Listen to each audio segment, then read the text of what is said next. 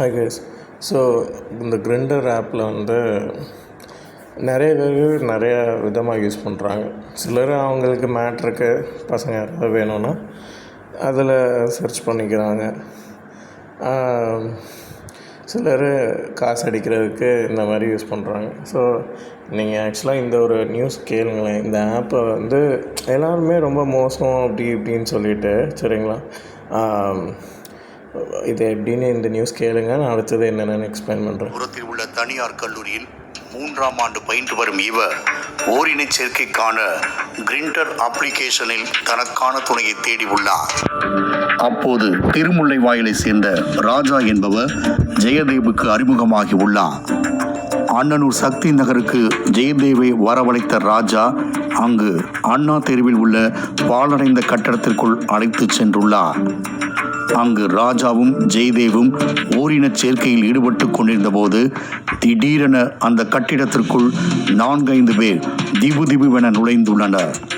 கீழே கிடந்த காலி மது பாட்டிலை எடுத்து ராஜா மற்றும் ஜெயதேவ் ஆகியோரின் தலையில் அடித்த கும்பல் அவர்களிடம் இருந்து ஜிபே மூலம் 29,000 ரூபாயை பறித்துள்ளனர்.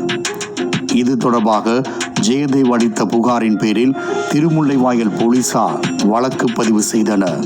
இதில் ராஜாவை சந்தேகத்தின் பேரில் கைது செய்து விசாரணை மேற்கொண்டதில் அதிர்ச்சி தகவல் வெளியானது. ஓரின சேர்க்கை செயலியில் சக இளைஞர்களை தேடும் ராஜா அந்த பாழடைந்த கட்டிடத்திற்கு வரவழைப்பதும் நண்பர்களை அதே இடத்திற்கு வரச் செய்து தாக்குதலில் ஈடுபடுவது போல நாடகத்தை ஏற்பாடு செய்வாராம். அவ்வாறு சம்பவ நாளன்றும் ராஜாவின் நண்பர்கள் லலித்குமார், ஜெயசூர்யா, கபாலீஸ்வரன், அரவிந்த் ஆகியோர் சென்று ஜெயதேவிடமிருந்து பணத்தை பறித்தது விசாரணையில் தெரிய வந்தது. இதையடுத்து ராஜா அளித்த தகவலின் அடிப்படையில் அயப்பாக்கம் ஏரிக்கரையில் பதுங்கியிருந்த 4 பேரையும் கைது செய்த போலீசார் நீதிமன்றத்தில் ஆஜர்படுத்தி சிறையில் அடைத்தனர். இதேபோல திருச்சியிலும் கிரிண்டர் செயலி மூலம் பழகும் இளைஞர்களுக்கு ஓரின சேர்க்கையில் ஈடுபடுவதற்கு போதை மாத்திரை விற்பனை செய்து வந்துள்ளது ஒரு கும்பல். இது குறித்து ஓகே. ஸோ ஆக்சுவலாக என்ன அப்படின்னா, கிரிண்டர் அப்படிங்கிறது சரி ஓரின சேர்க்கை அப்படின்னு சொல்கிறாங்க. இது ஏன் இதை லேடிஸுமே யூஸ் பண்ணலாம், லேடிஸ் யூஸ் பண்ணி அது ஏன் எல்லாருமே யூஸ் பண்ணலாம். என்ன அப்படின்னா, ஒரு என்னடா செக்ஸ் பண்ணுறதுக்கு கூடயாடா ஒரு இடம் இல்லை இங்கே தமிழ்நாட்டில், அதை கூட நிம்மதியாக பண்ணக்கூடாதா அப்படிங்கிற மாதிரி தான் இருக்குது. இப்போ பார்த்திங்கன்னா இந்த ஒரு நியூஸ் வந்து நம்ம பார்க்குறோம் சரிங்களா. சேம் நான் வந்து இதே யூடியூப்லேயே போகிறேன் சரிங்களா. டாப் கண்ட்ரீஸ் யூஸிங் கிரிண்டர் ஆப்னு போடுறேன் சரிங்களா. யூஸிங் கிரிண்டர் சரிங்களா. நம்ம ஊரில் கிரிண்டர் ஆப்பை யூஸ் பண்ணி எவ்வளோ மோசமான ஒரு நிலைமை சரிங்களா. Countries most using grinder. Reasons why you should download Tango today. Effortless connections. Tango allows you to text, call, go live, and video to serious connections naturally. Number 2, Brazil. Brazil, with an estimated 3 million Grindr users, has a lively social scene that embraces energy and spontaneity, especially in cities like São Paulo and Rio de Janeiro. Known for its welcoming atmosphere and passion for celebration, Brazil hosts huge events like São Paulo's Pride, where Grindr usage peaks. Brazilian Grindr users are typically open and expressive, with dating culture emphasizing direct, friendly interactions. People often connect through vibrant social activities, meeting at local bars or even beach gatherings. Brazil's outgoing and festive approach to dating and hookups makes Grindr a highly popular tool for socializing. Number 1, United States. The United States leads in Grindr users, with around 5 million people regularly engaging with the app. American Grindr culture is particularly active in large cities like New York, Los Angeles, and San Francisco, where users have plenty of gay-friendly venues and events to choose from. Many users here appreciate Grindr for its convenience, often using it to arrange meetups in bustling nightlife spots or cozy cafes. The dating culture in the US is diverse, with some people seeking casual encounters and others looking for more meaningful connections. Americans generally favor a direct, open approach to dating, making Grindr an essential tool in both the fast-paced urban centers and more relaxed cities alike.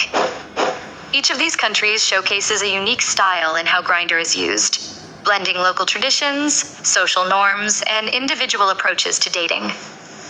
Whether for friendship, romance, or casual connection, Grindr has adapted to fit the cultural fabric of these diverse regions, helping millions find meaningful moments and new relationships worldwide. இப்போ பார்த்தீங்க அப்படின்னா இதை பார்க்கும்போதே உங்களுக்கு தெரிஞ்சிருக்கும் வேறு countries வந்து இந்த மொபைல் ஆப்பை எப்படி யூஸ் பண்ணுறாங்க, எவ்வளோ பேர் வந்து கனெக்ட் பண்ணுறாங்க, எப்படியெல்லாம் யூஸ் பண்ணுறாங்கன்னு சொல்லிட்டு. ஸோ என்ன அப்படின்னா இந்த ஆப் வந்து மோசம் கிடையாது, ஓரின சேர்க்கை பண்ணுறவங்களாம் மோசம் கிடையாது. என்ன அப்படின்னா ஆப் வந்து ப்ராப்பராக யூஸ் பண்ணணும், அதுதான். இப்போ 2 கே ஆப்பை விடுங்க, டேட்டிங் ஆப்பே பார்க்கலாமே. மேல் டு ஃபீமேல் பண்ணுறாங்க. இப்போ டேட்டிங் ஆப் இன் தமிழ்நாடுன்னு போடலாமா, இல்லைனா இன் இந்தியான்னு போடுவோம். இன் தமிழ்நாடுன்னே போடுறேன் உங்களுக்கு. அப்படின்னு பார்க்கும்போது பார்த்தீங்க அப்படின்னா என்னென்ன ஆப், இந்த ஃப்ரெண்ட் ஆப்னு சொல்கிறான், இது வந்து அட்வர்டைஸ்மெண்ட் தான். அதை இன்ஸ்டால் பண்ணி பார்த்தீங்கன்னா தெரியும், பைசாவாக கேட்குது சரிங்களா. அன்பேன்னு சொல்லிட்டு ஒரு ஆப்பு. வேறு என்ன ஆப் இருக்குது, லொக்காண்டோ அதுலேயும் வந்து டேட்டிங் ஆப் ஸ்கேம் சொல்கிறாங்க. அதாவது இங்கே வந்து தமிழ்நாடு, இந்தியா எடுத்துக்கிட்டிங்கன்னா எல்லாமே ஸ்கேம் தான், எதுவுமே வந்து உருப்படியாக இருக்காது. இதே இது அமெரிக்கா, ஃபாரின் கண்ட்ரிஸ் ஏன் வந்து நம்ம மக்கள் போகணுன்னு நினைக்கிறாங்க, எதை எடுத்தாலும் அங்கே கரெக்டாக இருக்கணும், கரெக்டாக இல்லைன்னா தூக்கி உள்ளே போட்டுருவோம், இல்லைன்னா டக்குன்னு கேஸ் ஆகும். நீங்கள் கள்ளத்தனம் பண்ணுங்களா, ஏன்டா அதில் வந்து கொஞ்சம் பாதியாவது மக்களுக்கு சர்வீஸ் பண்ணலாமே. பாருங்கள், டேட்டிங் ஆப்பால் சீரழியும் தமிழ்நாடு, ஏமாந்த ஆண்கள், குடும்ப பெண்கள் தான் டார்கெட். இது எது லொக்காண்டோ ஆப்பு. அடுத்தது பாருங்கள் ஃப்ரெண்ட் ஆப். இது வந்து ஃப்ரெண்ட் ஆப் அவர் எப்படி யூஸ் பண்ணுறதுன்னு சொல்கிறாரு. அடுத்தது என்ன, டாப் டேட்டிங் ஆப் லவ் குரு ஒருத்தர் சொல்கிறாரா. வேறு என்ன, எல்லாம் ஸ்கேம் தான், எல்லாம் ஸ்கேம் தான். தமிழ்நாடுன்னு எடுத்தாலே ஸ்கேம் தான். சென்னை டிண்டர் யூஸ் பண்ணியிருக்கீங்களான்னு தெரில, அதுவும் இங்கே யூசஸ் அதிகம் கிடையாது. வேறு என்ன, ஸோ என்ன அப்படின்னா தமிழ்நாட்டில், இந்தியாவில் எடுத்துக்கிட்டால் எல்லாமே ஸ்கேம் தான். ஸோ அமெரிக்காவில் அதே ஆப்பை எப்படி யூஸ் பண்ணுறாங்கங்கிறத நம்மளே தெரிஞ்சுக்கிறோம். என்ன அப்படின்னா இதனால் என்ன ஆகுது, யாருக்குமே ஃப்ரீடமாக யார் கூட பழகணுன்னாலும் எல்லாமே ரிஸ்க்கோ ஏமாந்துருவோன்னு ஒரு பயம் தான் இருக்கும். என்ன அப்படின்னா எந்தெந்த விஷயத்தை எதுக்கு யூஸ் பண்ணணுமோ கரெக்டாக யூஸ் பண்ணால் மக்களுக்கு வாழ்க்கை நல்லாயிருக்கும். அதே மாதிரி ஒரு விஷயத்தை தப்பாக வந்து ப்ரொஜெக்ட் பண்ணக்கூடாது. டேட்டிங் ஆப்பால் தூண்டில் போடும் பெண்கள், இளைஞர்களே உஷார். இந்த பாருங்கள், இது ஒன்று என்னென்னு பார்ப்போம். Let's practice your English. What is your name? My name is Feng. How old are you? I have தமிழகம் எங்கும் கிளைகள் கொண்ட Annamalai institute of hotel management and hospital management படிப்பில் சேர்வதற்கான அட்மிஷன் நடைபெறுகிறது. டேட்டிங் என்பது திருமணம் ஆகாத ஆணும் பெண்ணும் பரஸ்பரமாக சந்தித்து பழகுவது. டேட்டிங் ஆப் நிறைய இருக்குங்க. எப்படி நாம் பேசிக்கிறதுக்கு, வீடியோ அனுப்புறதுக்கு நாம் வந்து வாட்ஸ்அப் யூஸ் பண்ணுறோம். அதே போல் சமூக வலைதளங்கள், அதாவது ஃபேஸ்புக், அதன் பிறகு வந்து இன்ஸ்டா, இதெல்லாம் பயன்படுத்துகிறோம் இல்லையா. அதே போல் டேட்டிங் செய்து கொள்வதற்கு, ஒரு ஆணும் பெண்ணும் சந்தித்து கொள்வதற்கு இது போல் நிறைய ஆப்ஸ் இருக்குங்க. ஒரு டசனுக்கும் மேலே ஆப்ஸ் இருக்குது, டேட்டிங் ஆப்ஸ். இதில் என்ன அப்படின்னா, ஆண்கள் மிக உஷாராக இருக்க வேண்டும், அதே நேரத்தில் பெண்களும் உஷாராக இருக்க வேண்டும்.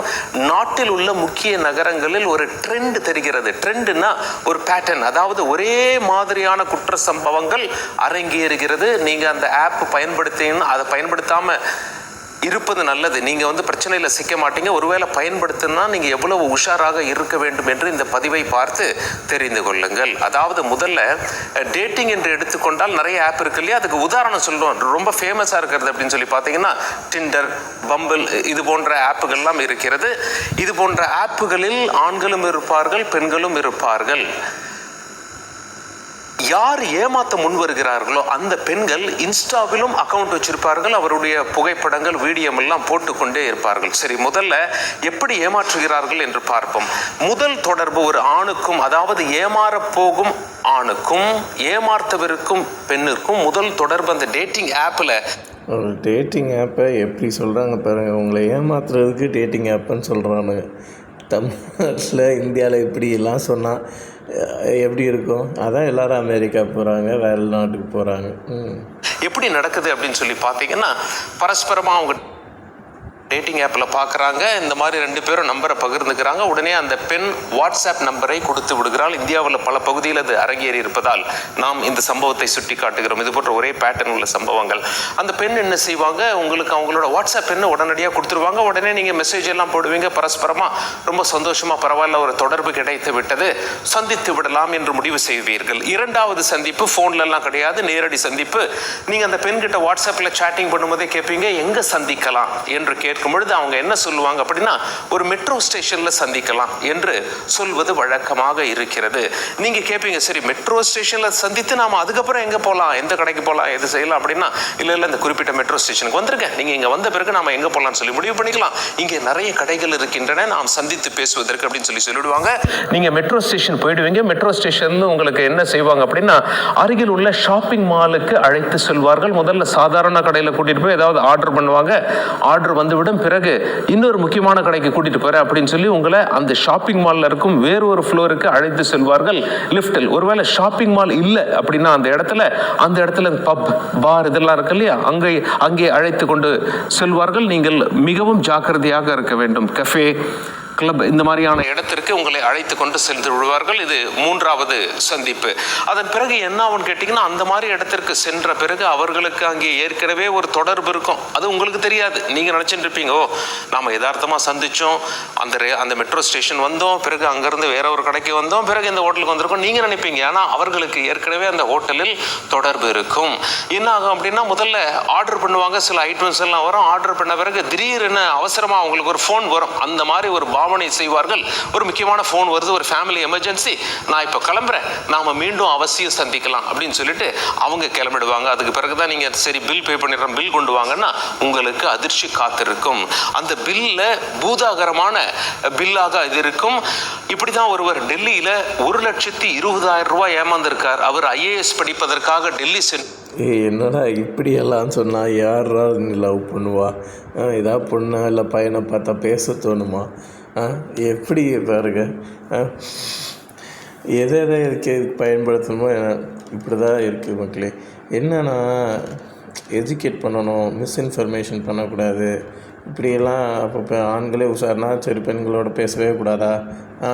நீங்களே அந்த கனெக்ஷன் எல்லாம் உருவாக்கிடுவீங்க. அப்போ கவர்மெண்ட்லேருந்தே ஒரு ஆப் ஆரம்பிச்சிட வேண்டியது தானே. எதுக்கு ப்ரைவேட் ஆப்பு? கவர்மெண்ட்லேருந்து ஒரு ஆப் ஆரம்பிச்சிருங்கப்பா, டேட்டிங்க்கு, லிவிங் டுகெதருக்கு.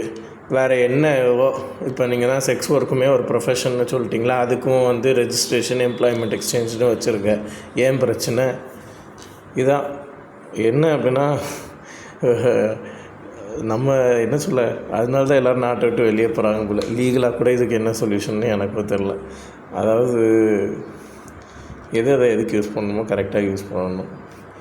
நம்ம என்ன பண்ணுறது, இப்போ வந்து டேட்டிங் ஆப்பு போகிறீங்கன்னா அதை ஜென்யூனாக இருக்காங்களா, வீடியோ கால் எல்லாம் பண்ணிவிட்டு பார்க்கணும். அப்படி பண்ணாலுமே கடைசி என்ன சொல்கிறேன், எனக்கு கல்யாணம் பண்ணுறேன்னு சொல்லி ஏமாற்றிட்டான்னு சொல்லிடுறாங்க. நம்ம என்ன பண்ணுறது? சட்டம் அவ்வளோ கேவலமாக இருக்குதுன்னு சொல்லவா? எப்படி ஒரு தலைபட்சமாக இருக்கா, இல்லை எப்படி என்னவோ இருந்துட்டு போகுது. நம்ம தான் கவனமாக இருந்துக்கணும். நீங்கள் வந்து யாரை மீட் பண்ணுறீங்கனாலும் கேர்ஃபுல்லாக வேர்ட்ஸ் யூஸ் பண்ணுங்கள், கேர்ஃபுல்லாக பேசுங்க. நான் கடைசி சொல்லுங்கள், நான் பார்க்கலாம் தான் சொன்னேன், அவங்களாம் இப்படி சொல்லிட்டாங்கன்னு சொல்லி மாற்றிக்கலாம். அது நீங்கள் கரெக்டாக வேர்ட்ஸ் யூஸ் பண்ணும்போது நான் மேரேஜ் பண்ணிக்கிறேன்னு சொன்னேன், லவ் பண்ணுறேன்னு சொன்னேன் அப்படிலாம் சொல்லி டைரெக்டாக வந்து பொண்ணுங்கள்கிட்ட பேசாதீங்க. பழைய பார்ப்போம், பிடிச்சிருந்தா பார்க்கலாம், சரிங்களா? அப்படிங்கிற மாதிரி பார்த்துக்கோங்க. மேலும் இன்னொரு சந்திப்போம்.